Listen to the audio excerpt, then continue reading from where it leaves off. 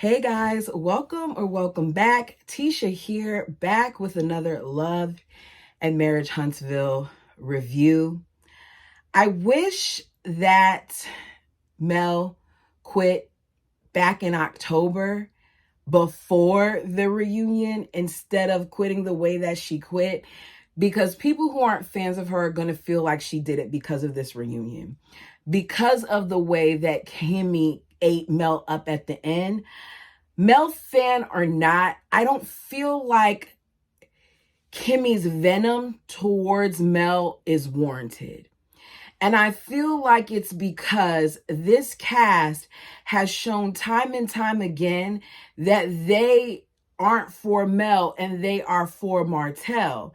So her being as mad as she is about her repeating some comments that she saw off of social media that she repeated for the purposes of the show that she has since said that production asked her to mention, it seems like it's a bit too much venom towards her and not enough towards her husband. I just don't get it. Now, Kimmy ate her up, but I don't get it.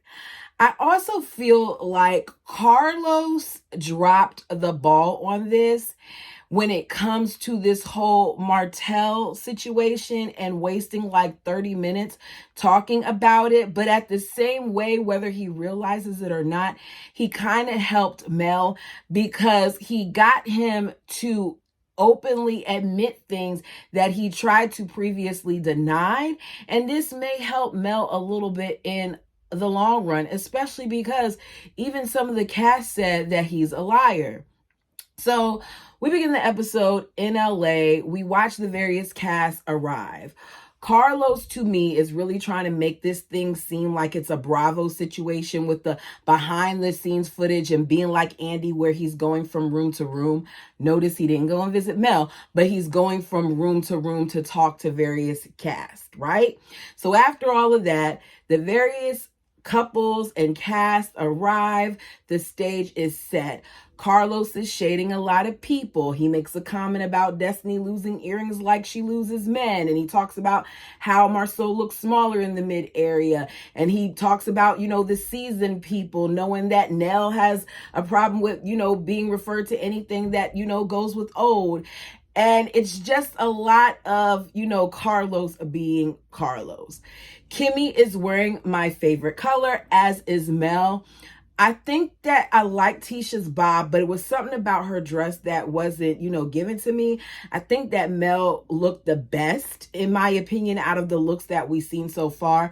I did like the red on Destiny, but I really didn't care for the blonde. And if I'm honest, I'm over all the blonde. There was a lot of blonde on that stage, and Trisha gonna come probably next week with her blonde too, so it's gonna get even blonder. So Martell to me looked like a white Power Ranger as he came out because, as usual, his suits are ill-fitting. They're too tight to the point where he sits down slowly saying that his pants are too tight. Mel arrives and Carlos starts talking about, the energy of the group being different. And he asks Destiny, how does it feel to be back this season? And she says to him, "You're welcome." I personally don't feel like Destiny had a reason to say that because Destiny didn't deliver. Destiny didn't do anything. If he should be saying you're welcome to anybody, it should be Sunny because that's the only name that was on her lips this entire time. What else did we get? To me, nobody really delivered this season. The most storyline we got was from Trisha and Ken, and we got tired of that after a while, but y'all tell me your opinion. So Carlos does this weird intro to talk about who's on top between Martell and Marceau. It's really messy. He's showing old clips of the Holtz and old clips of the Scotts. And to me, it's pointless because he asks the same question every time whenever he deals with Martell, which is it difficult, seeing the things between you and Melody and how different things are with you guys now? And I want him to stop it because we know the answer. It's been how many years now of them being divorced and them them separated. I don't want this to continue. And I want to see how it's going to shift now that Mel's gone. Like, are we going to bring coleslaw on? What are we going to do to change the trajectory of this thing? Because that's going to be kind of hard for Carlos, because he always has to bring it back. What else did Martell give us? I guess maybe the fight with the Scots, but how long did that answer? He says it's difficult. He asks, Mel the same question, and Mel's like, looking back at this, it doesn't make me feel sad. In the clips, rather than focusing on the sad things, I'm looking at the victory that I found. I'm reclaiming myself, and I have an independence, and that is victory.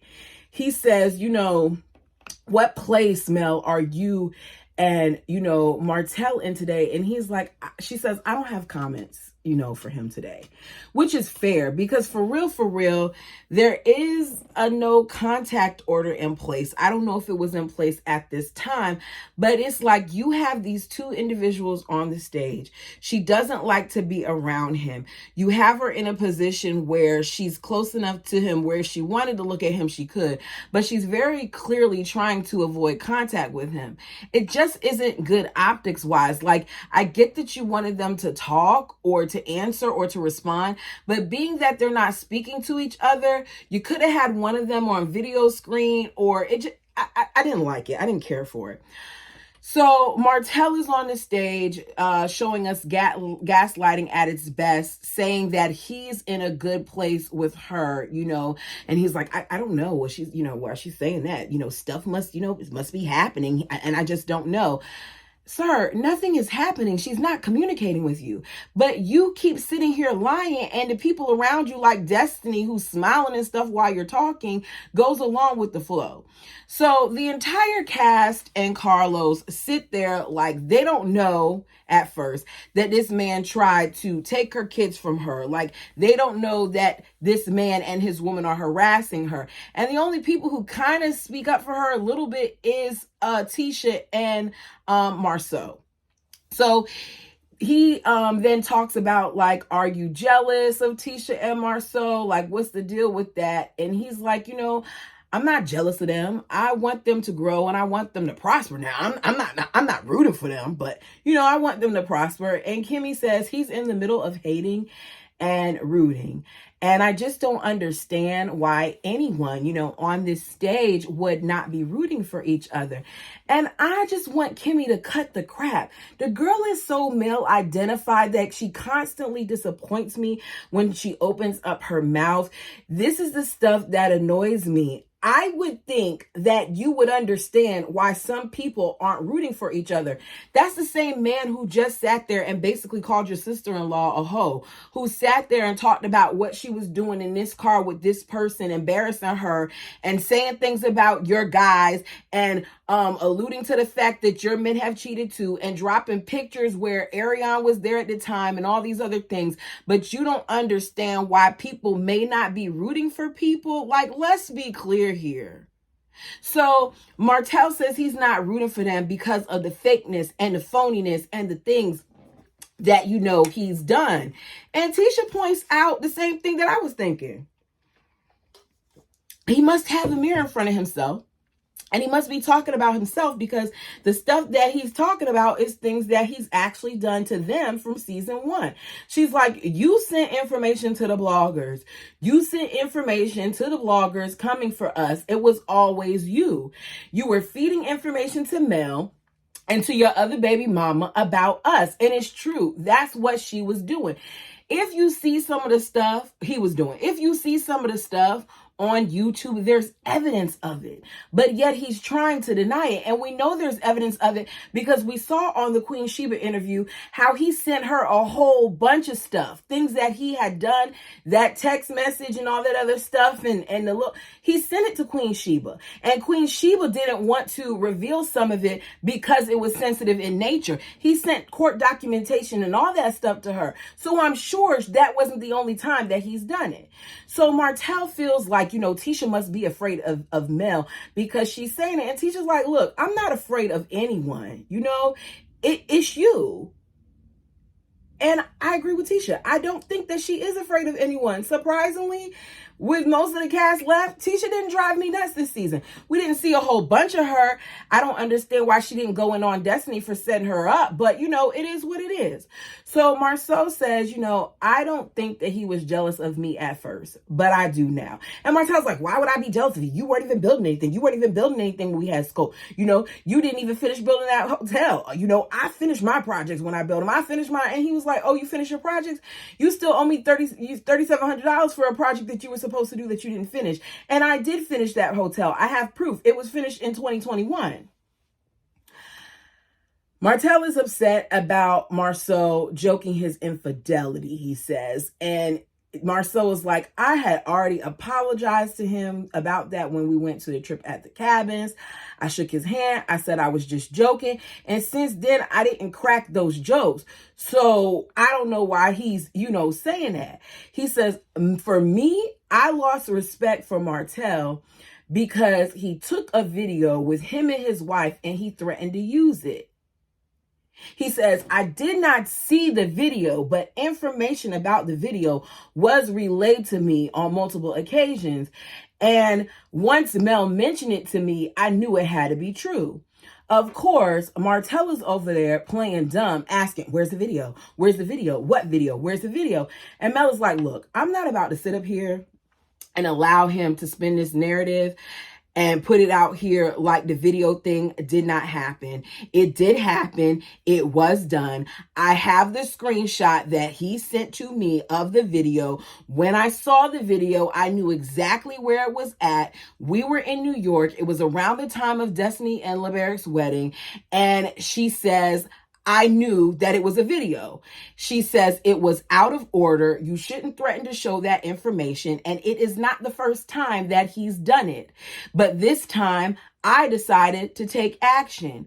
He does admit, after Carlos questions him, to capturing a screenshot of an intimate video between him and Mel, but texting it to her. And he doesn't feel like there's anything wrong in doing that. And Carlos is like, you shouldn't be doing this. It's not healthy. Carlos, do you really believe this? Or are you just saying this? Because he wasn't penalized in any way by this show for doing that. You're still recording him. You're still providing him with a job. So he's like, what did the text say? And of course, Martell doesn't say what the whole text said. And he leaves out little bits and pieces. So they put it up on the screen. The text said, leave me the F alone. Stop speaking on me or anything about me. You're bullying me. You say one more thing about me at all, and I'm going to treat you like you treat me. I will go all the way in. It might ruin me, but you and your fans already trying. Now, please don't call my bluff because at this point, I'm tired of you. And he had the image attached to that. So they're going back and forth. And Mel, you can tell she's over it. She's like, look, I don't understand why we're even having this conversation. It's online. He did an interview. He admitted it in the interview. That's the Queen Sheba interview. So Carlos says, you know, what you did was bad. And he's like, no, it wasn't. I didn't do anything wrong. All I did, you know, was, you know, show her, you know, that and tell her that, you know, I didn't do anything wrong. And, you know, after all Mel has done to me and what she's put me through, I don't want to hear it. It's always an excuse. So Marceau is over there and he's in disbelief. And you can hear him making comments like, this guy, oh my goodness, he doesn't get it. This guy.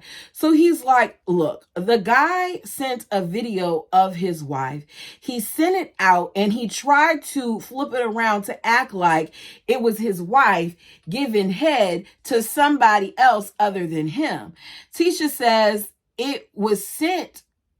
What did she say? It wasn't her that said it to them, that she heard it from someone else and she heard it years ago. I wondered when she told Mel she heard it, if she told her at all. So Carlos says, it's not okay. Tisha's like, he did it. He can sit there and say he did it. He denies it. So Carlos is like, were you found guilty? He says no. He looks at Mel. Mel says he pled guilty. He's like, no, I didn't. She says he pled guilty and now he's appealed it, which means you admitted to being guilty, Even though you appealed it, you admitted it. So he starts telling Mel, like, you are so horrible. You are so horrible.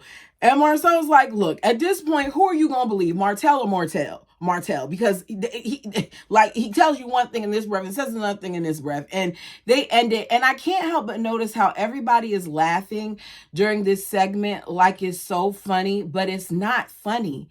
This woman has been tortured by this man. And this is part of the problem, because Mel has done whatever she's done. Mel has said whatever she said. I get it.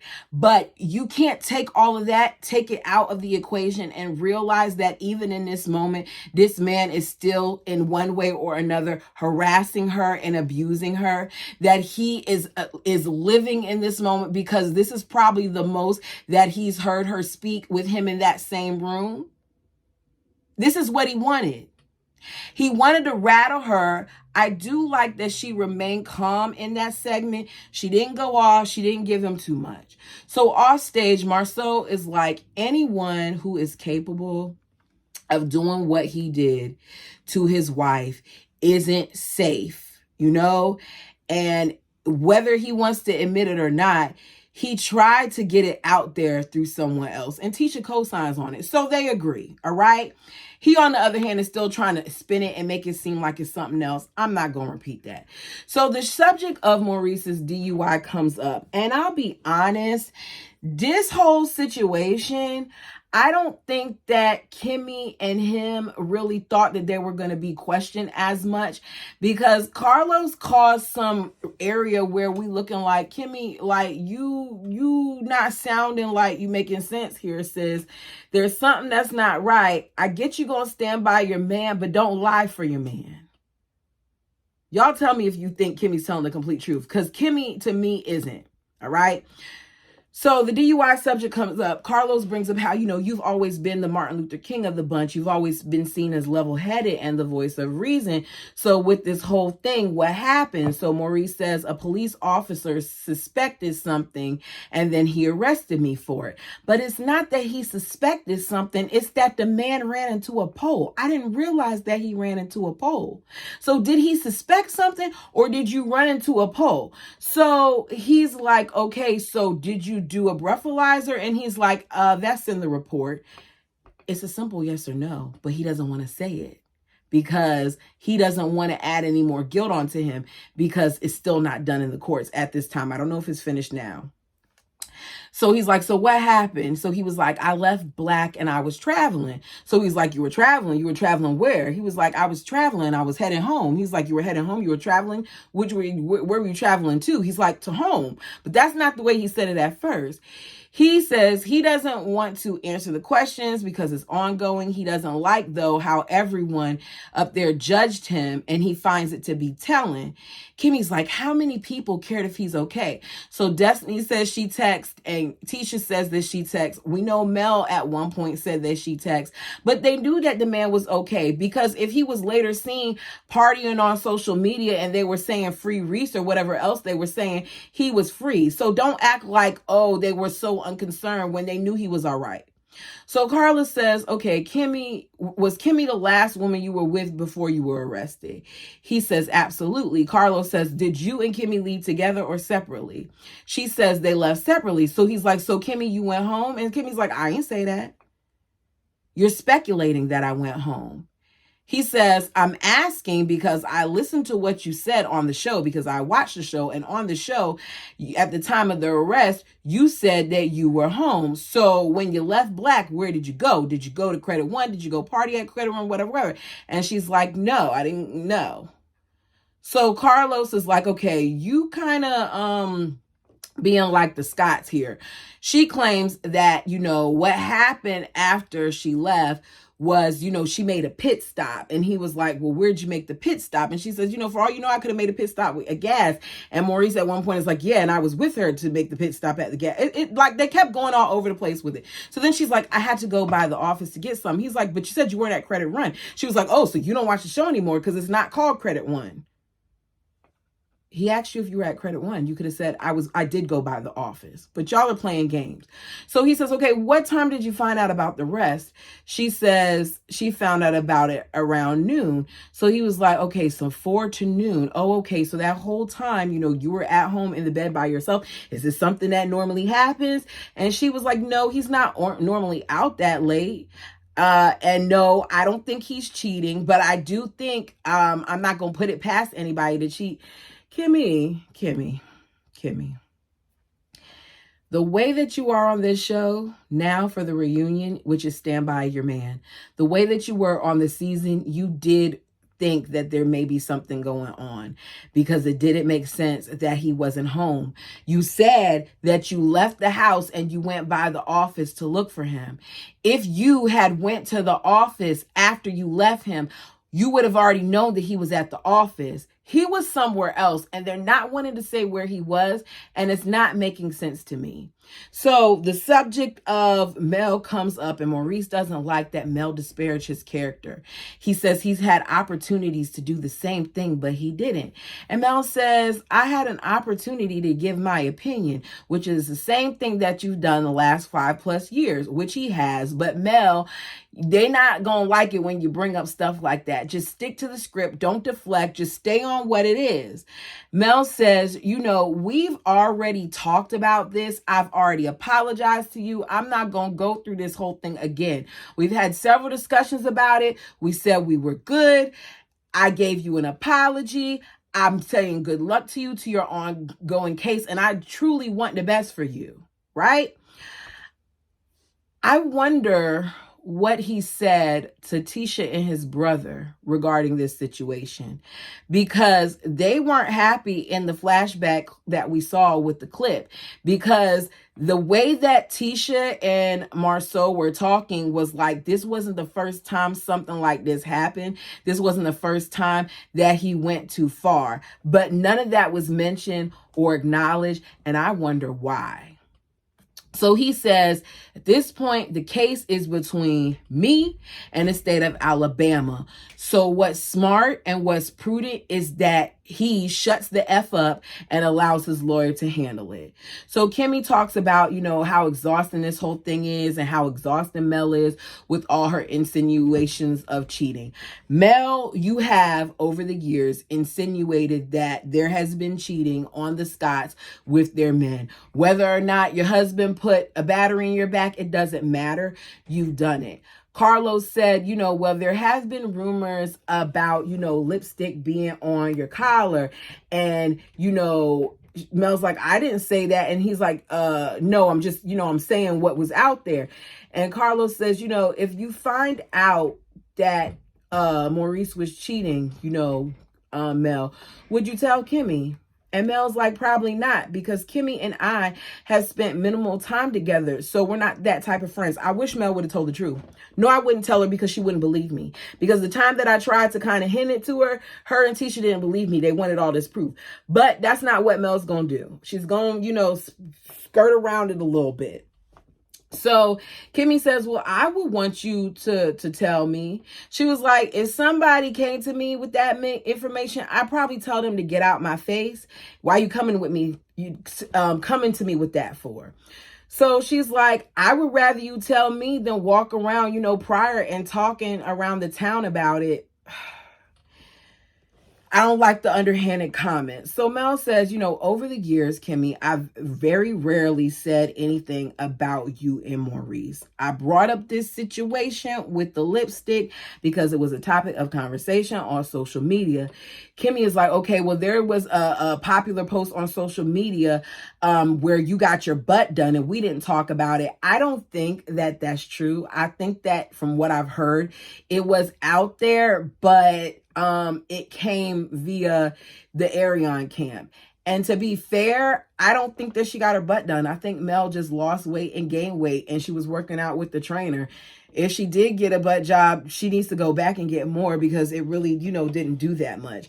So, she tells her, that she can normally take, because Mel's like, it was a Kiki thing, yada yada yada. And she's like, I can normally take Kiki comments on the chin, because it was something said about how when Kimmy touched her husband and whatever.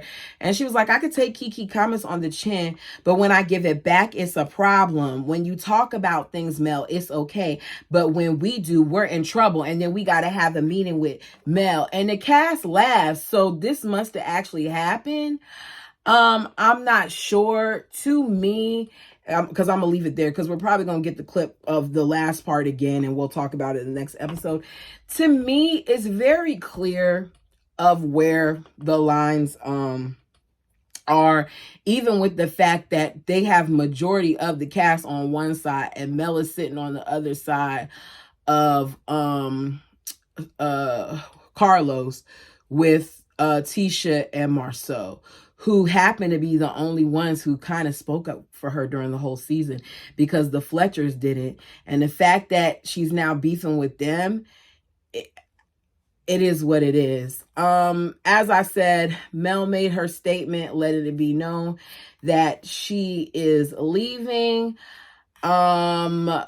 She is gone. And according to what I heard online, she quit officially with Kingdom Reign back in December. So her taking down their bio stuff out of her bio, their information, and her unfollowing Carlos King and all the other stuff is because of this. I think that it's long overdue. I think that she, for a long time, has been over these people. I think that the moment that certain things came out and she was aware that they knew and they didn't say anything to her, it shifted the way that they were as a group. I also feel like, regardless if they admit it or not, she did want them to choose her, and they didn't. A lot of them either stayed in the middle or they aligned with Martell, and that bothers her, and that's fair. I just wish she would be honest about it and say it. There may be some things that I left out. If you want to talk about it, put it down below. Like the video, as it helps the channel. Until next time, because we probably got 2 more of these. I have a feeling. I don't know how many more we got, but I'm thinking it may be 2 more, because there's so much that we still haven't talked about. And we're going to get Sunny next week. So we'll see. Until next time.